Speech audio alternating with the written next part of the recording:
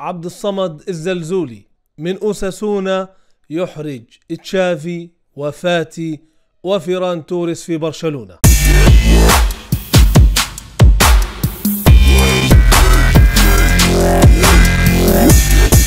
السلام عليكم ورحمة الله. قدم عبد الصمد الزلزولي مباراة أمام إلتشي بالأمس قمة الكمالية الفنية والمهارية، وكان أداؤه عبارة عن ملحمة كروية بامتياز، واستطاع بمجهود فردي وبدني أن يقلب نتيجة المباراة لصالح أوساسونا بعد أن كان متغلبا عليه إلتشي بهدف مقابل لا شيء، ليقلب الطاولة في نهاية المباراة بنتيجة 2-0 لصالح أوساسونا، ويحقق ال3 نقاط المهمة لأوساسونا في هذه المرحلة المهمة من الموسم. ليرسل الزلزولي رسالة خاصة جدا إلى تشافي وأيضا إلى لابورتا. الأول تشافي هرنانديز مدرب برشلونة، والثاني لابورتا رئيس النادي، واللذان اتفقا الاثنان على إعارة الزلزولي إلى أوساسونا، وفكر أيضا في الاستغناء عنه وبيعه في الصيف القادم. فأخبار كثيرة جدا تتحدث عن إمكانية بيع عبد الصمد الزلزولي في الصيفية القادمة. ليرسل لهما هذه الرسالة أنه يجب عليكما أن تفكر جيدا قبل اتخاذ هذا القرار بالاستغناء عني وعن خدماتي في برشلونة. ورسالة أيضا أخرى إلى فاتي وفيران توريس، واللي بسببهم اضطر الزلزولي أن يخرج في إعارة إلى أوساسونا، لأنه صعب أن يحصل على دقائق كثيرة ومناسبة تناسبه على التطور والتحسن في ظل وجود اسم كاسم فاتي الرقم 10 حاليا في برشلونة، وأيضا اسم كبير أتى من مانشستر سيتي وهو فيران توريس بمبلغ وقدره، ويجب أن يندمج في الفريق إجبارا قبل أن يكون طواعية من الإدارة الفنية بقيادة تشافي هرنانديز. والاثنين بيعانوا جدا في الحصول على دقائق لاعب في التشكيلة الأساسية، فضلا عن حصولهما على مكان أساسي في التشكيلة الأساسية. فمن هو عبد الصمد الزلزولي لاعب أوساسونا المعار من برشلونة، وما هي إمكاناته الفردية الفنية وحتى قدراته البدنية والجسدية؟ في هذا الفيديو بإذن الله نتعرف على كل هذا وأكثر بإذن الله عن عبد الصمد الزلزولي. عبد الصمد الزلزولي مغربي، يلعب في برشلونة ومعار حاليا في أوساسونا، يلعب في مركز الجناح الأيسر. قدمه المفضلة طبعا هي القدم اليمنى، طوله 177 سنتيمتر وعمره 21 عام. تعاقد برشلونة مع عبد الصمد الزلزولي موسم 2021، وكان يلعب مع برشلونة بي ولاعب تقريبا ما يزيد عن 20 مباراة، وخلال هذا الموسم أيضا لاعب مع الفريق الأول قرابة 10 مباريات، وساهم من خلالهم بهدف وحيد. تمت إعارة عبد الصمد الزلزولي بداية هذا الموسم إلى أوساسونا، وده طبعا راجع لضعف إمكانية حصوله على دقائق لعب كثيرة في وجود أسماء مثل فاتي وفيران توريس وعثمان ديمبلي. حتى تمت إعارة الزلزولي إلى أوساسونا بداية من هذا الموسم نظرا لصعوبة حصوله على دقائق لعب مناسبة تساعده على التطور والتحسن في مركز الجناح الأيسر. لاعب مع أوساسونا 21 مباراة وساهم في 5 أهداف، سجل 3 أهداف وقدم 2 أسيست. الزلزولي قدم إشارات واضحة على امتلاكه قدرات فردية وفنية مميزة جدا، سواء خلال فترته مع برشلونة بي أو حتى الفريق الأول في بعض اللمحات والمناسبات والمشاركات البسيطة في الدقائق التي منحت له، أو حتى مع المنتخب المغربي في دقائقه البسيطة التي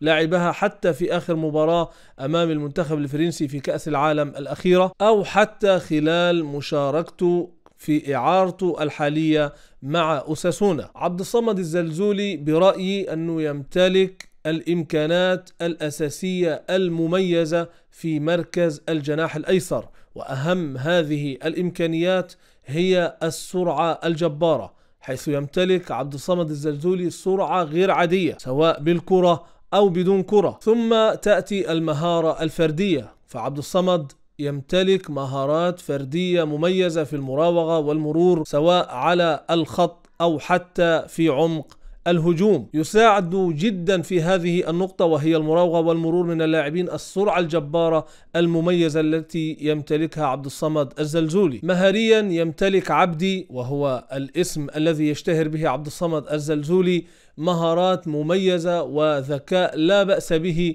في النواحي الهجومية. ساعد طبعا كما ذكرت في ذلك سرعته الانفجارية والسرعة الحركية المميزة التي يمتلكها في جسده من حيث المرونة والحركة. عبد الصمد أيضا مميز جدا في جانب مهم في كرة القدم العصرية الحالية، وهي القوة البدنية والجسدية. فعبد الصمد برغم أنه لا يمتلك قامة طويلة وضخمة إلا أنه يمتلك قدرات جسدية وبناء جسدي مميز جدا، ويمكنه أن يخوض أي التحام جسدي بكل ثقة، بل ويستطيع أن يكسب مواجهات كثيرة في ثنائيات ومواجهات 1 ضد 1 وأكثر من ذلك. أيضا قدراته التحملية إنجاز التعبير، وهي القدرات البدنية وقدرته على إكمال فترات طويلة من المباراة بنفس الرتم والقوة في الأداء، وهذه أمور مطلوبة جدا للجناح العصري الذي يكلف بواجبات دفاعية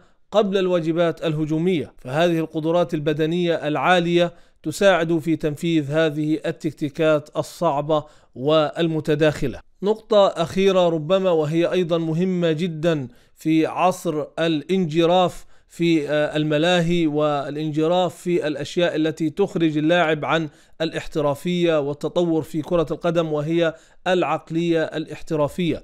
عبد الصمد يلاحظ عليه التركيز الكبير في العمل والاجتهاد داخل الملعب وخارج الملعب، والتركيز في كرة القدم وعمله بشكل واضح، وهذا يوحي ويشير إلى إمكانية تطور هذا اللاعب في المرحلة القادمة. فطالما اللاعب مركز على تطوير وتحسين نفسه وأداؤه سيصل في النهاية إلى مبتغاه. الجانب الآخر طبعا زي أي لاعب في الدنيا، أي لاعب لا يخلو من سلبيات، وعبد الصمد في النهاية مثل أي إنسان لديه بعض السلبيات التي يجب أن يعمل على تحسينها وإزالة ما يمكن أن يزال. أولى هذه السلبيات هو التفكير الأول لدى عبد الصمد في التفكير الفردي، في الحل الفردي تحديدا. فعبد الصمد أحيانا يفكر ويركز على الحل الفردي أكثر من اللازم، في حين تكون الجماعية هي الحل والتفكير الصحيح. وهذا ظني أنه راجع إلى صغر سن اللاعب وقصر تجربته سواء في برشلونة أو حتى المنتخب المغربي، وهذا أيضا بحكم أنه لاعب لسه صغير في العمر ويريد إثبات نفسه لذاته أولا ثم لمدربينه سواء في برشلونة تشافي هرنانديز أو الركراكي في المنتخب المغربي أو حتى في أوساسونا. وهذه النقطة السلبية أعتقد أنها وقتية، سيأتي وقت ويتحسن فيها تلقائيا عبد الصمد الزلزولي سواء بإشارات من مدربيه أو حتى من محيطه الكروي سواء داخل الملعب أو خارج الملعب. نقطة أخرى يعاني منها أغلب اللاعبين الذين يمتلكون سرعة انفجارية أو سرعة عالية جدا، وهي الاندفاع الزائد عن الحد. اندفاع بدني زائد عن الحد أحيانا يؤدي لإصابات وأحيانا يؤدي لقرارات خاطئة في التصرف بالكرة. وبسبب الاندفاع ده والسرعة الزايدة بيفقد التحكم في الكرة ويفقد التحكم أيضا في قراراته، فيتخذ قرارات خاطئة تؤدي إلى خسرانه للكرة وخسران فريقه لهجمات كثيرة. وأعتقد أيضا أنه الوقت والتجربة والنضج والسنوات القادمة كفيلة بتحسين هذه النقطة لدى عبد الصمد الزلزولي. نقطة أخيرة وهي عدم امتلاك عبد الصمد الزلزولي لذكاء عالي في النواحي الهجومية الجماعية، في مساندة زملائه في التمريرات البينية، في التمريرات الذكية التي تضع زملاء المهاجمين والأجنحة أمام المرمى. فهو ليس بصانع اللعب الذكي، وهذه أيضا تحتاج منه إلى وقفة وتطوير ذاتي. كل هذه النقاط السلبية أو أغلبها على الأقل يمكن أن يتحسن ويتطور بمساعدة مدربين مميزين أعتقد أنهم موجودين سواء في برشلونة أو حتى في المنتخب المغربي أو أوساسونا. وأعتقد أن الوقت كفيل مع التجارب التي يحصل عليها على مستوى عالي جدا الزلزولي في تطوير هذه السلبيات. الزلزولي الآن في مرحلة مهمة جدا وحساسة ودقيقة جدا من حياته الكروية. عمر 21 عام ليس بالعمر الصغير، ولكن أيضا ليس هو بالعمر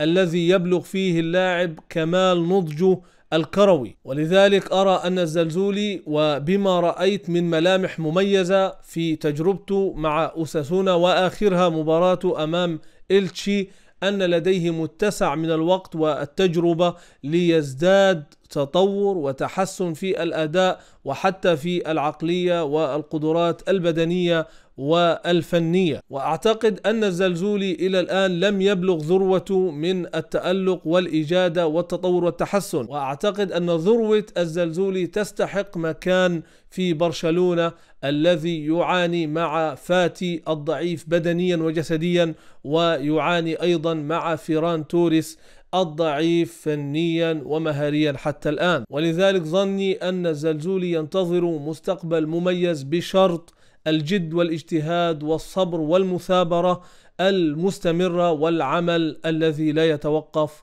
للوصول للذروة في التطور والتحسن.